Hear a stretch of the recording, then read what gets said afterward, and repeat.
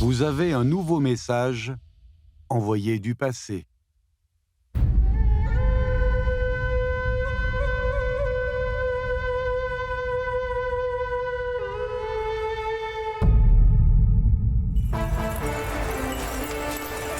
Lors du 11e mois lunaire de l'an 635, une mission des Sogdiens d'Asie centrale arrive à Chang'an, la capitale de l'Empire Tang.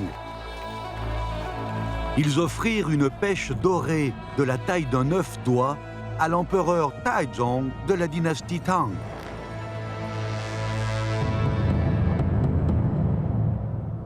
Aujourd'hui, il est impossible de deviner le goût de ce fruit. Cependant, les objets luxueux introduits dans l'Empire Tang avec ce fruit brillent toujours du même éclat. Cette corne à boire à tête d'animal est faite en agate incrustée d'or.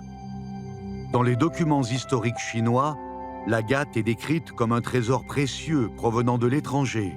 À partir d'un bloc d'agate de grande dimension, extrêmement rare, on a sculpté une corne à boire, une véritable merveille.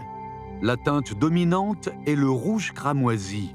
Ses veines de pierre jaune et blanche font penser aux rayures d'un animal.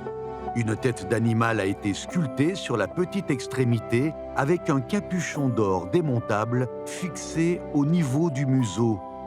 Selon les experts, ce type de service à boire sous forme de corne avec une tête d'animal correspond au riton en Occident. Les ritons datent de l'époque de l'Empire assyrien en Mésopotamie et des Achéménides de Perse. Dans la croyance grecque en Bacchus, le riton est un objet sacré et son utilisation permet d'éviter les intoxications. En élevant le riton rempli, le vin est versé en filet à travers la petite ouverture. En vidant la corne d'une seule traite, on rendait hommage au dieu du vin. Selon certains, la corne à boire en agate avec tête d'animal aurait été amenée dans les plaines centrales par la caravane sogdienne. Ayant une passion pour le vin, les Sogdiens ont introduit dans l'Empire Tang les techniques viticoles et la culture du vin des contrées occidentales. On retrouve souvent ces récipients à boire en forme de corne à tête d'animal dans les scènes de banquets des Sogdiens gravés sur leurs cercueils de pierre. Avec le bon vin et ses récipients, des guépards de la chasse royale, des chiens de compagnie de la cour, des vêtements et aliments tartares de toutes sortes, des chevaux rares ainsi que des pierres précieuses ont été transportés par les Sogdiens depuis les États occidentaux. Du 6e au 9e siècle après Jésus-Christ, des trésors, des oiseaux et bêtes rares, ainsi que des bijoux de toute l'Asie, sont apportés les uns après les autres sur les terres de l'Empire Tang par voie terrestre et maritime. Hormis les Sogdiens, les Perses ont également amené ces produits.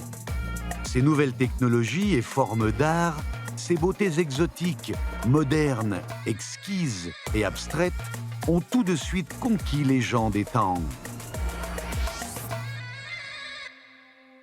La corne à boire en agate incrustée d'or avec tête d'animal a été déterrée le 5 octobre 1970 dans le village de Hejatsun à Xi'an, dans la province du Shanxi.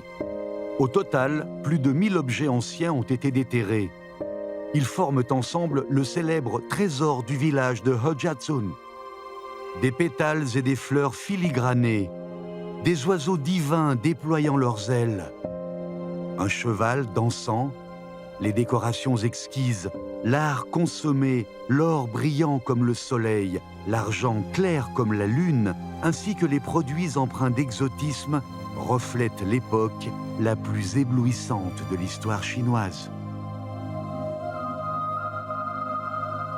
À travers cette corne à boire, le puissant empire Tang dégage un charme qui ne peut être reproduit, en s'épanouissant avec éclat et fierté.